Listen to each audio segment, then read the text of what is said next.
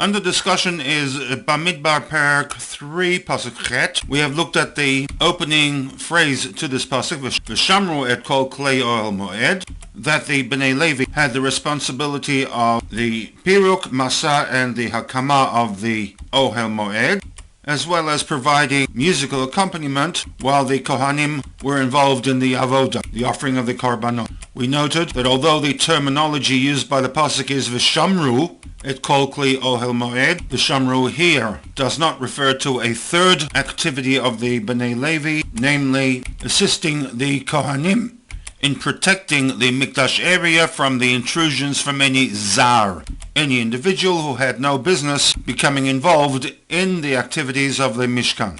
This comes on account of the fact that the activities referred to in Pasuk Chet are Chiyuvi activities assigned to the Bnei Levi in their own right, in contrast to the Shmira activity, which was Shlili. They merely functioned as helpers,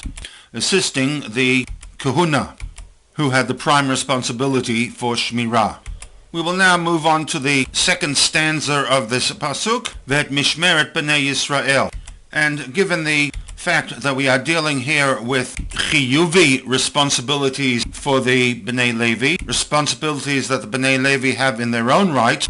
we must therefore ignore the default translation for the word Mishmeret, namely guarding, that the Bnei Levi were to be involved in guarding and protecting the Mishkan from the Zar, because that responsibility did not rest with the Bnei Levi in their own right, but rather, as we mentioned, one of assisting the Kohen. And therefore, term Mishmeret is understood in the context of an appointment to a task, which brings us to the first of the 9 questions that the Rebbe raised regarding Rashi's commentary specifically to Bamidbar 3.7, in which the Rebbe asks why there was a need for Rashi to redefine the Mishmeret of V'shamru et Mishmarto as an appointment, in this case, of the Kohanim to be responsible for a particular task, when the default translation of Mishmeret is Shin Memet Reish, to guard, to protect. Rashi comments, Kol minui, any appointment to a task, karu mishmeret b'chol hamikra, is referred to with the word mishmeret throughout the entire Chamisha Chumshei Torah,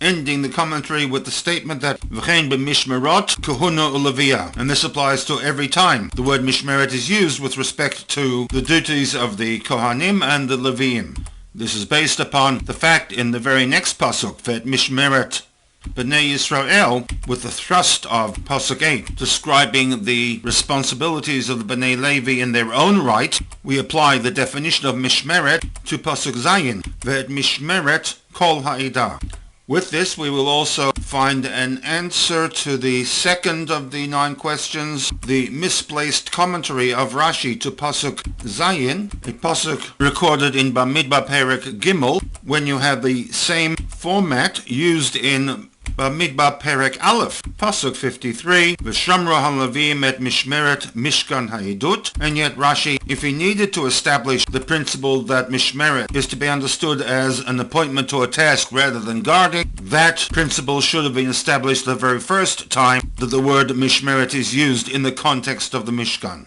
Hence the question, why does Rashi elect to provide that redefinition of the word Mishmeret to Bamidbar 3.7? Based upon the positions presented earlier, it could be argued that in light of the fact that the opening phrase is V'shamru et Mishmarto, they, the Bnei Levi, were to assist the Kohanim in their task of Shmirah, it would be possible to present an argument that the following statement, Vet Mishmeret Kol Ha'edah, also is to be understood as guarding or protecting the Mishkan from the Zar. To reject this reading of the text, Rashi feels obligated to provide a commentary that Mishmeret here is not guarding, but an appointment to a task, duly reflected in the translation of the Gutnik Chumash, that Mishmeret Kol Ha'edah, which is the duties of the entire congregation. Whereas in Bamidbar 153, where the word Mishmeret is used the very first time, it was possible to interpret the word Mishmeret in its default translation, that of guarding the Mishkan.